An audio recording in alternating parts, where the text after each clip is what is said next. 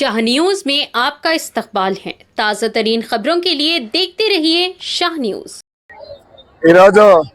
राष्ट्र व्याप्తంగా స్వచ్ఛందంగా ఆర్టీసీలో కార్మికులందరూ స్వచ్ఛందంగా సమ్మెలో పాల్గొన్నారు. మేనేజ్మెంట్ అటు ప్రభుత్వము మొండి వైఖరి వల్ల ఈరోజు కార్మికులందరూ సమ్మెలోకి దిగడం జరిగింది. గతంలో ప్రభుత్వం రాకముందు మీరు ఇచ్చినటువంటి హామీలు అమలు చేయకనందున దాదాపు సంవత్సరం వరకు వెయిట్ చేసినాం. సంవత్సరం తర్వాత అనేక దఫాలుగా గేట్ మీటింగ్లకు కానీ, చలో సెక్రటరియట్ కానీ, చలో ఆర్ఎం ఆఫీసులు కానీ, ధర్నా రూపంలో కానీ అనేక రూపంలో ఉద్యమాలు చేసినాం. కానీ ప్రభుత్వంలో చలనం లేదు. గత 40 రోజుల ముందు సమ్మె నోటీస్ ఇచ్చినాం. కానీ ఆ సమ్మె నోటీస్ ఇచ్చిన తర్వాత కూడా ప్రభుత్వం కాలయాపన చేసింది. 40 రోజుల నుంచి కాలయాపన చేస్తూ నిన్న సాయంత్రము 4 గంటలు 5 గంటల ప్రాంతాన ఒక ఐఏఎస్ కమిటీ వేసింది.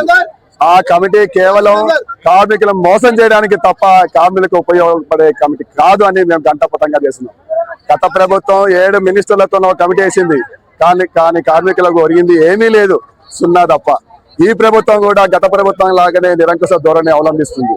ప్రభుత్వం విధానాలు ఏ ప్రభుత్వం వచ్చినా కార్మికుల పట్ల నిరంకుశ ధోరణి అవలంబిస్తుంది. ఇప్పటికైనా గత ప్రభుత్వం అవలంబించిన విషయాలు మీరు కూడా అవలంబించకండి అని మేము గంటపటంగా తెలియజేస్తున్నాం. మా సమస్యలు మీరు అనుకున్న సమస్యలే మా సమస్యలు. మీరు గతంలో చెప్పిన విషయాలే మేము అమలు చేయమని అంటున్నాం. ఆర్టీసీని విలీనం చేయాలంటున్నాం, 2 PRCలు అమలు చేయాలంటున్నాం, ఆర్టీసీ గతంలో పాత బకాయిలను చెల్లించాలంటున్నాం, యూనియన్లకు ఎలాంటి ఖర్చు లేని ఆర్థిక పరిస్థితి కాదు కానీ యూనియన్లను పునరుద్ధరించాలంటున్నాం. ఇవన్నీ ఏదీ చేయకుండా మీరు ఈరోజు ఆర్టీసీ కార్మికుల పైన దమనకాండ సృష్టిస్తున్నారు. ఇప్పటికైనా తక్షణమే ఆర్టీసీ జేఏసీని చర్చలకు పిలిచి పరిష్కరిస్తారని ఆశిస్తున్నాం. ప్రజాపాలన ప్రజలకు ఉపయోగపడాలి కానీ ప్రజలను రోడ్డు మీదకి తీసుకొచ్చే పరిస్థితి ఈ రోజు ప్రభుత్వం తీసుకొచ్చింది.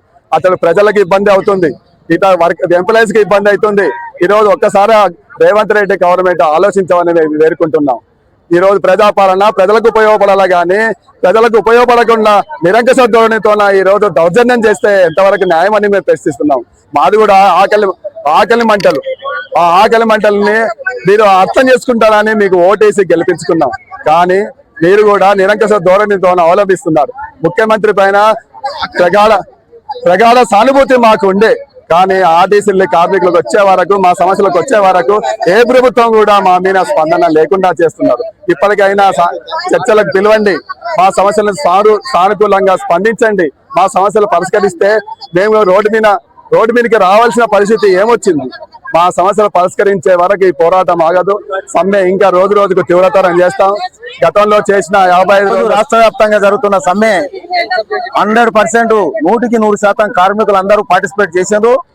ఈ సమ్మెలో మరి ఏదైతే ప్రభుత్వం తప్పుడు ప్రచారం చేస్తుందో, ప్రభుత్వం ఏదైతే మేము తప్పనిసరి పరిస్థితులనే సమ్మెకు వచ్చాం తప్ప కావాలని ప్రభుత్వమే మమ్మల్ని సమ్మెలకు తోలింది తప్ప మేము సమ్మెలకు రాలేదు.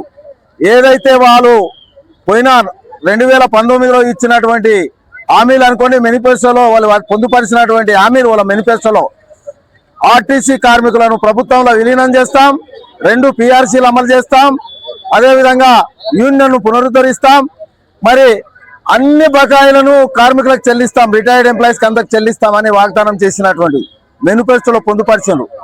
అదేవిధంగా ఆర్టీసీ కార్మికులు ప్రభుత్వ ఉద్యోగులతో సమానంగా జీతాలు ఉంటామని చెప్పడం కూడా జరిగింది. మరి ఈ రకంగా కావాలని వాళ్ళు పొందుపరిచినటువంటి మేనిఫెస్టోనే వాళ్ళు ఇచ్చినటువంటి హామీలను మేము అడుగుతున్నాం తప్ప మేము ఈరోజు మా కోరికలు కావు, గుంతమ్మ కోరికలు కావు. ఇది మా ఆకలి మంటలు, ఆకలి కేకలు మాత్రమే. తప్పనిసరి పరిస్థితులు 41 రోజులు మేము సమ్మె నోటీస్ ఇచ్చి 41 రోజుల తర్వాత సమ్మెలో దిగాం. ఈరోజు మరి కావాలని చర్చలని పెట్టి మరి ఆల్రెడీ ప్రభుత్వంలో విలీనం అనే ప్రక్రియ గత ప్రభుత్వమే చట్టం చేసి మరి గవర్నర్తో ఆమోద ముద్ర కూడా వేసి జరిగింది. డేట్ ఆఫ్ అపాయింట్మెంట్ ఇవ్వడమే వీళ్ళ ప్రభుత్వం చర్య. అది ఇవ్వకుండా కాలయాపన చేస్తూ కావాలని మరి ప్రజాప్రభుత్వం అని అంటుంది. ప్రజాప్రభుత్వము మరి యూనియన్లు లేకుండా ఆర్టీసీ ప్రజాప్రభుత్వంలో సభ్యులు కారా అని నేను అడుగుతున్నా. మెయిన్ డిమాండ్స్ ఆర్టీసీని పరిరక్షించాలి, మరి కార్మిక సమస్యలను నెరవేర్చాలి, కార్మికులకు పైన ఉన్న సమస్యలన్నీ నెరవేర్చాలి. అదేవిధంగా 2021-25 పే స్కేల్ను అమలు చేయాలా, యూనియన్ను పునరుద్ధరించాలా, ఆర్టీసీ ప్రభుత్వంలో విలీనం చేయాలా, 2017కి సంబంధించిన ఏవైతే ఏరియర్స్ ఉన్నావో ఆ ఏరియర్స్ అంతా బకాయిలు చెల్లించాలా. ఇవి మా ప్రధాన డిమాండ్స్. దాని తర్వాత 32 డిమాండ్స్ ఉన్నాయి. ఇవి ముఖ్యమైన డిమాండ్స్. ఇవి మాత్రం ఖచ్చితంగా చెల్లించాలనేది మనం ఆమోదించాలని మేము తెలియజేస్తున్నాం. ఇప్పుడైనా చర్చలకు పిలిచి గౌరవ ముఖ్యమంత్రి గారు చర్చల ద్వారా జేఏసీతో చర్చలు చేసి సమ్మె విరమింపజేస్తారని తెలియజేస్తున్నాం.